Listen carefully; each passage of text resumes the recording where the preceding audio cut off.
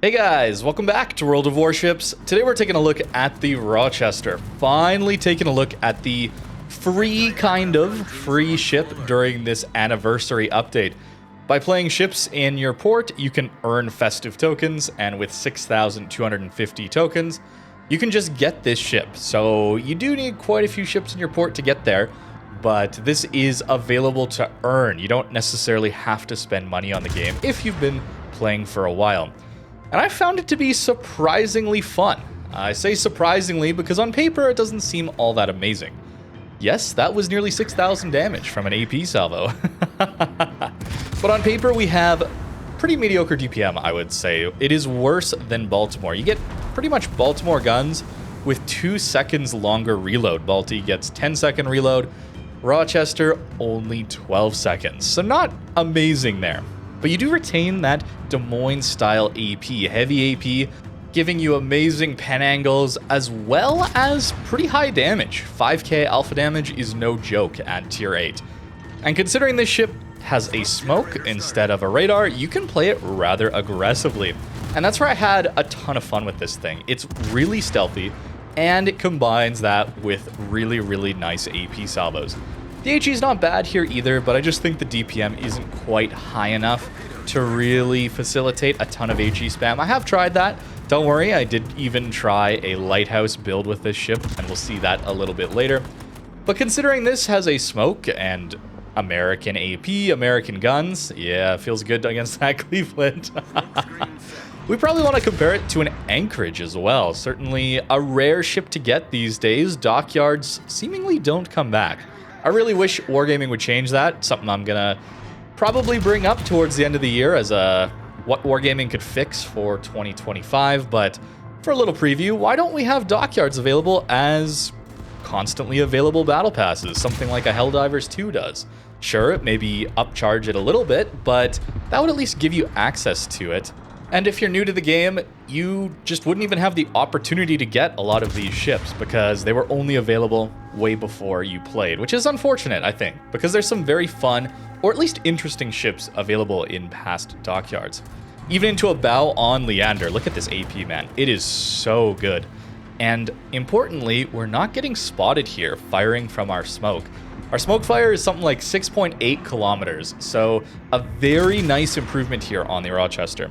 And that's really the advantage compared to an Anchorage. Your HE DPM is only slightly worse than an Anchorage. Your AP DPM is actually better, but concealment-wise, you're so much better than an Anchorage, allowing you to get into more advanced positions without taking as much damage, like we've done here, as well as shoot from your smoke without getting spotted nearly as easily. Anchorage has some other nice things about it though, given that it has a spotter plane, allowing you to set up in a smoke, and then if everyone kites away, which they often will do from a very angry HE spamming smokescreen, well, you can just pop your spotter plane and still have a bit of range to hit people with. Not so with the Rochester. That was a bit of a weak point here. But you still do have just worse DPM than a Baltimore, and certainly worse team play elements than a Baltimore because you don't have the option for a radar. So you're really sacrificing slight DPM and radar to gain a smokescreen, which is quite powerful, as well as this improved concealment. We shouldn't underestimate that. Relative to that Anchorage, though, still want to make one more comparison to it. You do have this very, very nice 2 turrets up front, 1 turret in the back layout. So if you're under a lot of pressure, you're not required to show so much broadside to get most of your DPM online.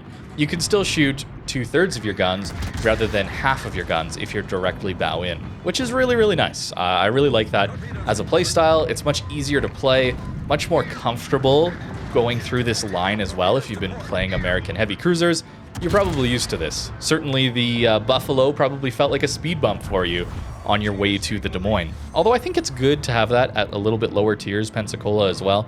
If you're going for the super ship, the Annapolis will have that same turret layout. So it's good to get used to it, but if you're used to this turret layout, this is going to be a very, very nice ship to pick up. And if you already have it, you'll actually get a coupon for a bunch of different tier 8s.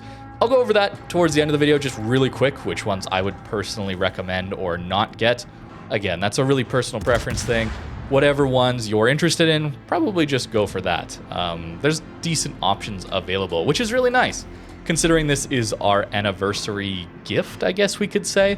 A little bit different than some of those Christmas gifts like Sharnor's 43 this last Christmas, but I still think this is a reasonable ship to grind, although you'll have to let me know in the comments if you disagree. I don't exactly have a great handle on how many ships are actually required to farm out this Rochester. I'm not even through all of my reward tokens or gaining them, and I know this isn't really exactly fair. It's a CC playing the game. It is my personal account, but I mean, I've been playing the game since open beta, right? But I have over 24,000 of these tokens already, and this is 6,250, so shouldn't be too bad to get, I think. But I don't know. That could be me just being out of touch for playing the game so long, and of course, being a CC, getting some benefits there too. We proc our Confederate buff. Yes, we are using Halsey here, of course. So making up for that lack of DPM a little bit. Adrenaline Rush helping and getting us down to, what, an 8.5 second reload or so. And just look at this AP go. I found myself wanting to shoot more AP simply because that HE DPM is a little bit lower, and it's harder to guarantee a lot of fires when you're just not shooting very often, I gotta say. Whereas the AP is going to give you good damage, even at longer ranges here into the Nagato. Very, very far range, but considering the slow shells, they come in almost plunging fire-like, and with this amazing, amazing pen angles, you don't actually bounce too much at these longer ranges. As you get closer, if they're perfectly angled, then yeah, you're gonna struggle a little bit more, but we do get pretty decent damage here pushing through this flank. And a very, very fun match here. This was the one I enjoyed the most, I gotta say. Being able to push up to an island so close like this, and then just not brawl it out necessarily. We were just hiding in our smoke a lot of the time, but able to surprise people with this AP is a ton of fun, getting citadels. And of course, we gotta mention the matchmaker. Unfortunately, as a tier 8, you will face a lot of tier 10s, and this ship is going to struggle. I think a lot of people brought it up very well in chat when I was playing this ship, that it's really difficult to play such a close range focused ship into tier 10 where you don't have the option to increase your range, and you don't have the armor or a heal to really do a lot of tanking or to make up for mistakes. Even giving these ships, these tier 8 cruisers, a single heal would go a long way in helping them feel a little bit more viable in those tier 10 games. Perhaps that would be overkill when you're in these down tiers against tier 7s and tier 6s. Maybe they'd be a little bit too good then. But there's a lot of power that is gained going from tier 8 to tier 9 and tier 10, of course. And not having those heals is a big deal. That's one of the major power spikes going up to tier 9 cruisers. Not only that, getting the heals access to, but that 6th upgrade slot for either more DPM or, if you need it, more range. A lot of benefits there going into higher tier, and you have to face those sometimes, and it can be a bit challenging. My best games certainly were in more favorable matchmaker, where we're facing mostly our own tier. Of course, plane spotting is also going to be a problem for you. If you're trying to get close up to some of these islands, you're going to take a lot of damage getting there, perhaps, especially because this ship only has 27 millimeters of armor. No 30 mil armor here even, so you will auto-bounce 380s, which is nice. There are some of those at this tier, but a lot of 406s and above, which will definitely be overmatching you. Seemingly, it's a slightly smaller hull, though. Some people were saying it's like the Tulsa hull instead of the Baltimore one, so that's pretty nice. Wow, 7,000 damage into the hipper here, and yes, this is the lighthouse build, so look at that concealment. Pretty bad, but it means some of our salvos are pretty nasty.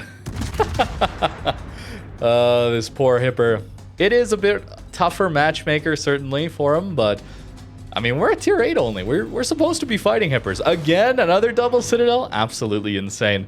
You will have to get used to the shell arcs here, right? If you're playing Des Moines and that, you're pretty used to it.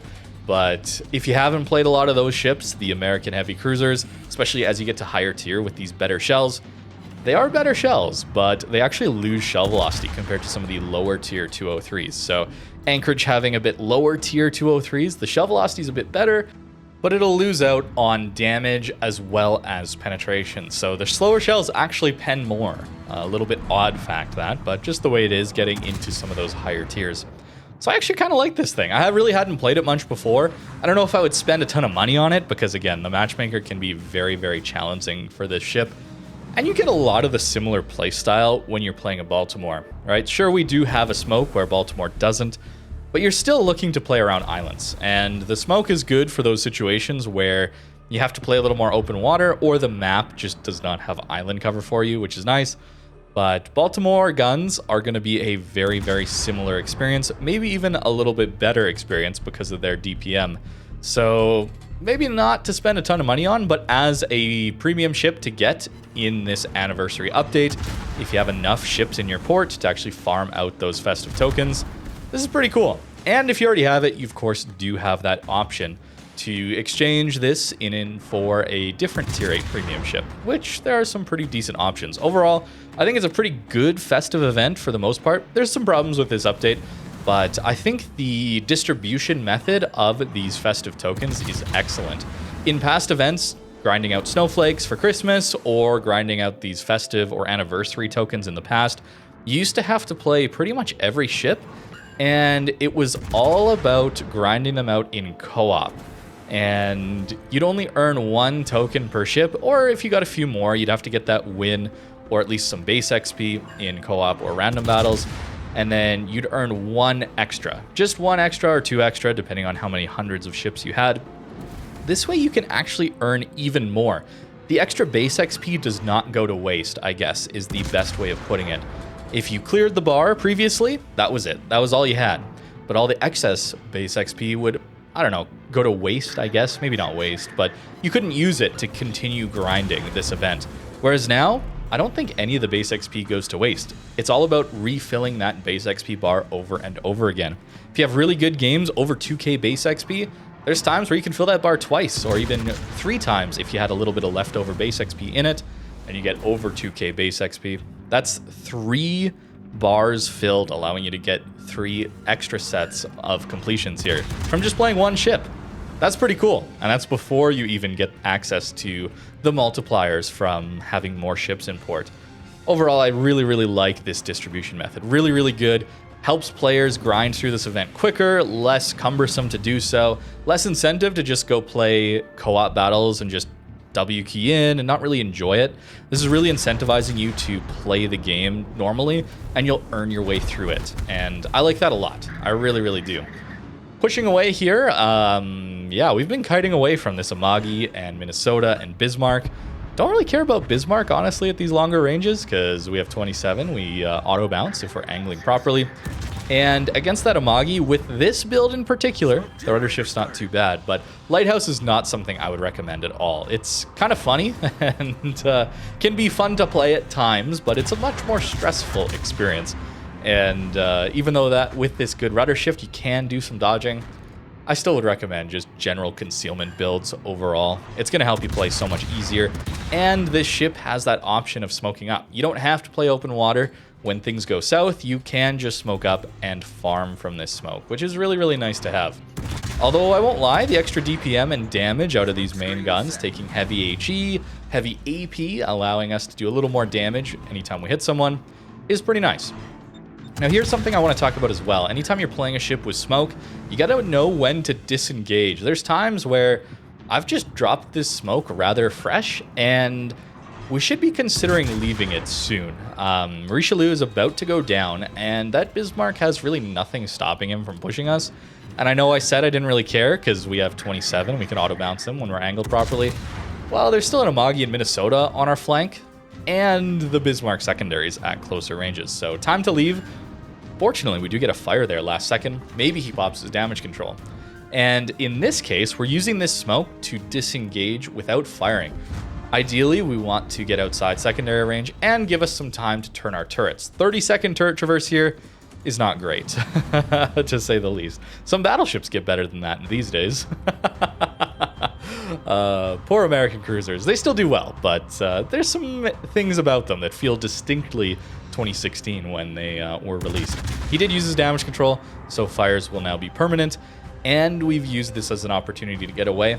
And turning around like this and not getting greedy to continue farming damage is important, because that Minnesota or Amagi could pop a spotter plane and shoot at us. If I was continuing along with my guns shooting over my left shoulder, I guess, the other side, I'd be flat broadside to all those guys. It's really important that you are mindful of who you're angled to or who you're not angled to. In this case, I think it was worth it to turn our turrets, and this way we're perfectly angled to the rest of the enemy team, and the only one we're possibly showing some broadside to is going to be that Bismarck. And again here, just a little bit of overpens here and there, not too bad. But this ship will get overmatched, and you can get hit pretty hard. 41,000, maybe 42,000 HP is not a whole lot.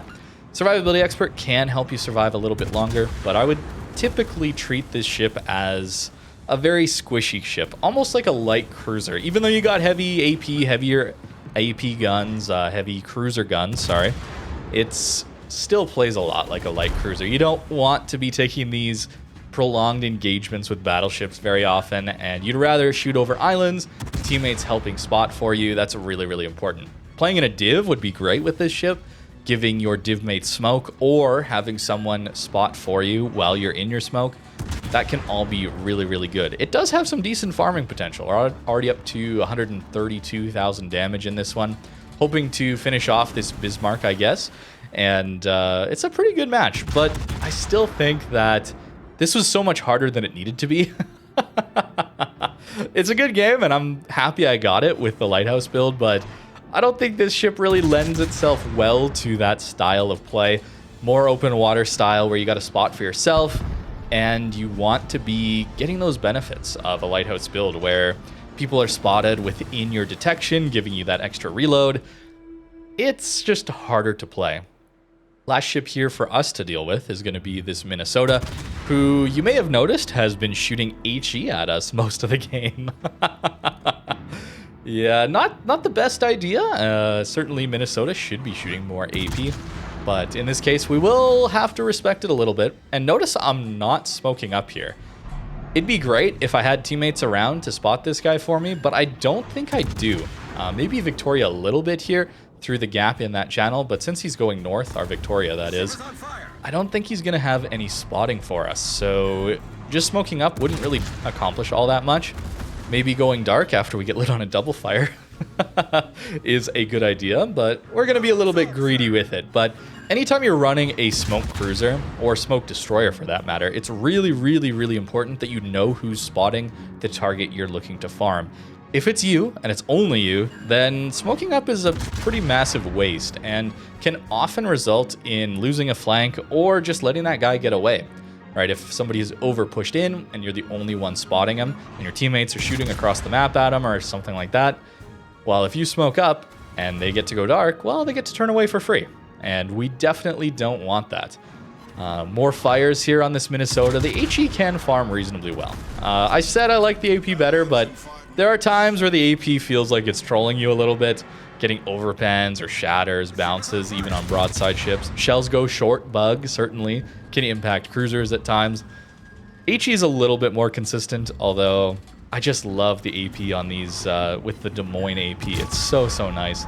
The salvos hit so hard, and going after cruisers especially, the pen angles, it's really, really fun.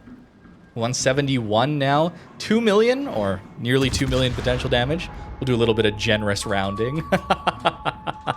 That's pretty good, though, for a ship with no heals.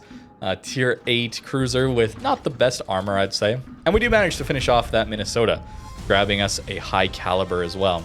So, given that I hadn't played with this ship really at all before, I'm pleasantly surprised by it.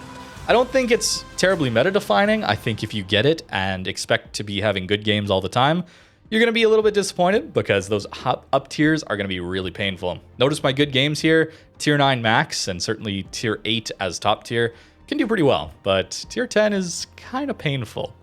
And even made pretty decent credits here without using our XP boosters. At least on this account here being a press account, not my main account, just didn't run them, and 500,000 credits there in that last game was pretty nice to see. Those tier 8 credit multipliers with premiums is nice. Tier 9 multiplies even more, but tier 10s are special ships, so they don't have this fully gold icon with a gold wreath. And they don't make as many credits, so pretty nice to get a credit earning premium here in the Rochester. Here's the build that I was running, mostly standard, I will say. this is the more comfortable build. You can swap things out for heavy AP, maybe giving up survivability expert. I really want to get those 3 smokes, so I really don't want to give up superintendent, but maybe I'd give up survivability expert for heavy AP if you're feeling confident, but the extra health can help you stay alive, certainly.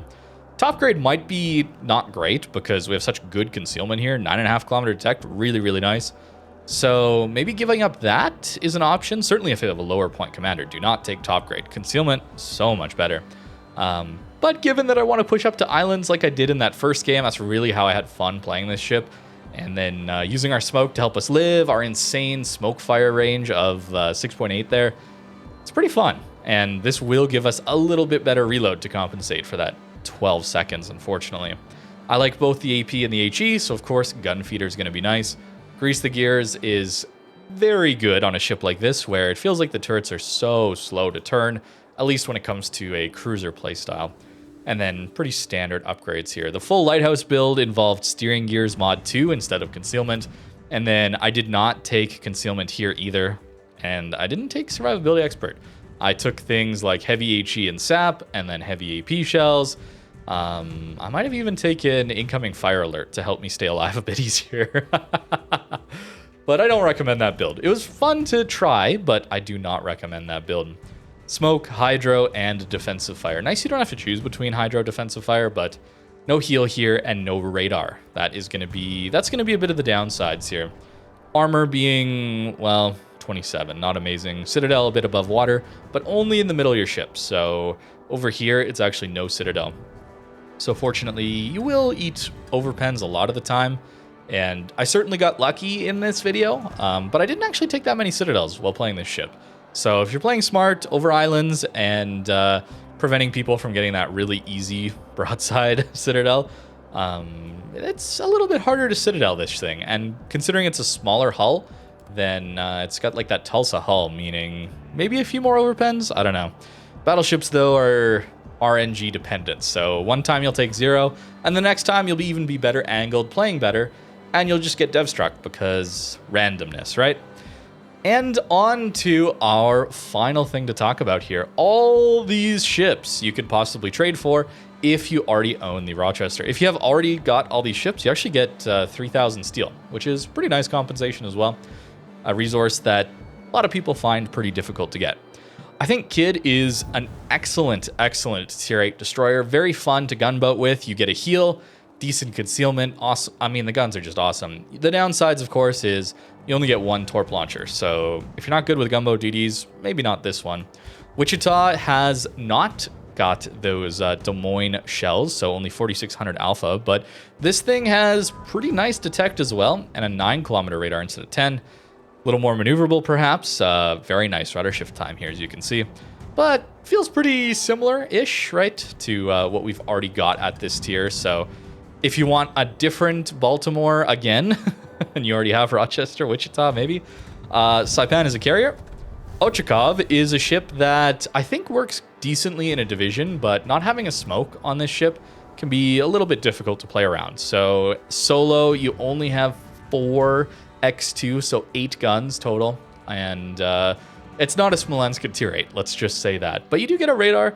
It's a 10-kilometer radar, not too long of an action time, but for some team play, can be good.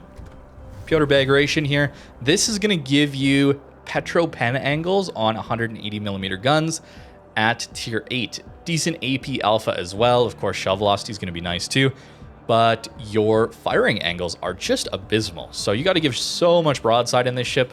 Can feel a little bit uncomfortable to play, especially with such a weak citadel.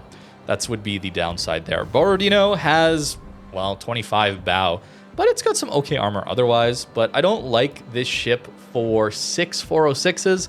Not a fan of that, but considering this ship has a 12-kilometer radar, some team play elements there certainly that can make this ship worthwhile. But just to play solo, I really don't enjoy playing this thing at all. Z35 here is going to be another Z-number destroyer that I don't really remember much about, if I'm being totally honest with you. Haven't really played it much, but you get a 5.5-kilometer hydro here, and you do retain those 128mm guns. So not the bigger caliber guns on this one. And you do get some okay smokes here, I guess. So maybe smoke hydro combo. Short burst smoke generators can be nice to have, but I don't know. It's a DD. If you're looking for a DD, Hampshire I would not recommend at all. This is not a very fun ship to play. It's very, very difficult because you don't have a smoke or a heal at all on a British cruiser. And, well, you know, British cruisers tend to explode. It's got very, very weird turret layout as well, so not a big fan of that. Tiger 59, bit of a meme, of course, so if you want to play into it, you can, but just know it's a very hard ship to play that is not very good. Vanguard is a bit power crept these days, I would say, as a tier 8 battleship. 32 mil armor, pretty big, easy to hit, easy to farm this thing. Certainly can be citadeled very easily. If I remember right, the turret angles weren't great. Have not played this thing all that much. 381s at tier 8 aren't the best either, so not particularly interesting. If you want a battleship, Gascon might be the best option, although I'm not terribly impressed with that one either. Le Terrible is the French speed boost, insane damage dealer French DD that it is, and I don't play this one much either. It can be good, certainly with the reload booster, but long reload on these guns. Normally, you got to be good in these French destroyers. No smokes, no heals. You got to know how to play them if you're going to get this ship, I think. Otherwise, it's hard to learn. It's really, really hard to learn. I'd recommend starting at lower tiers maybe to learn this playstyle. High tier can be so punishing, especially for a ship that's at tier 8 against tier 10s. And I find that the French destroyer line really gets a massive power jump going to Mogador at tier 9 and then Kleber at tier 10. They're very, very strong at the high end, certainly. Bayard might be one of the best options possible from this. Insane guns, really, really fun to play. Speed boost, you get a reload booster as well. So really, really fun to play this thing. It's not a Colbert, obviously, but you get 152 millimeter guns. So there's some nice things there compared to a Colbert, where you get 30 mil pin, where Colbert gets those DD caliber guns. But don't take that as this ship has Colbert DPM. Don't do that. But farming battleships down at tier 8, this thing does a pretty decent job. And it's fun to zip around the map in such a fast French cruiser like this. Gascon is interesting purely because of your heal. It's a little known fact, but this actually gets that Massachusetts heal, 40-second cooldown, which can help you stay alive. And you're going to need that because you don't have the best HP. You know, engine boost can be nice to have, but French battleships, 32 everywhere. Yeah, that can be a little rough. You get 380 millimeter guns, you get 8 of them, 28-second reload. I don't like French guns, so not a huge fan. It's got that Republic layout though, so different than the Richelieu if you're interested in that, but really it's about that fast cooldown heal, allowing you to survive more engagements where Richelieu might not, and the different turret layout. Moving on to the Siliwangi here, ship I really haven't played. Looks like an Ognavoy, but for the Pan-Asia line. So your torps do pretty massive damage, and a 2-minute reload there, and not amazing. Certainly this is not a gunboat. It's going to be mostly for torps. No torpedo reload booster here, but you get smokes and a hydro, which can be pretty nice, but yeah, these main guns are going to be a bit of a downside there. So maybe some team play as well as stronger torps. Really haven't played it though, so again, don't take my word as anything specific about this thing. And about the rest of them too. Make sure you're pick a ship you like or interested in, and that's what's most important here. Everybody can have different opinions on all these premium ships. There's so many options in this game. Irian here is actually a pretty strong tier 8 cruiser if you're okay with not having a smokescreen here. Having a torpedo reload booster allowing you to get these very high damaging torps out is pretty cool. Deep waters here do a lot of damage, hard to react to for cruisers and battleships. And the guns aren't too bad either. You're kind of like Kutuzov, I guess, but with torp focus instead of smoke, which is interesting. Keep in mind your armor, though, is not good. So you gotta be a little bit careful, but the gun power here is pretty good, as well as having a cool torpedo option. Concealment can get reasonably good as well. And last, Orkan, where you've got a radar and a heal on a destroyer at tier 8, which is kind of strong, right? But mostly for team play, I would say. It's not the best solo. since you don't have the DPM to really kill anything with these radars. You really are doing it to scout for your teammates. I can see it being quite good in competitive situations for tier 8, but maybe solo, not as good of an idea in random battles. But that's kind of the thoughts, I suppose. Torps are not that amazing either. But Rochester's pretty good, man. Pleasantly surprised here. Very good event. Very nice change to the way festive rewards are grinded here, right? The more times you fill the bar, the more rewards you're going to get. And you can fill the bar multiple times in a match if you get a ton of base XP. The excess base XP, as you can see here, just fills up the next bar, ready to go for the next time you play the game. Very, very cool. Very awesome change. I don't think anybody was asking for that, but Wargame just did it. And to me, that's purely a good change for the average player to play the game, making the quality of life of the average player better without any sort of monetization strings tied to it. It's one of those things where we like to criticize wargaming for some of the monetization practices, and well-deserved in my opinion, but it's nice to see some of these things come through that aren't really for monetization and nobody was really looking for them, but they make the player experience better all the same. And I think that's really, really cool. So let me know what you think in the comments down below if you got the Rochester. Let other people know what you think of this ship. Certainly get some other opinions if you're thinking about picking this thing up. And that's going to do it for today. Thank you very much for watching and have a great rest of your day.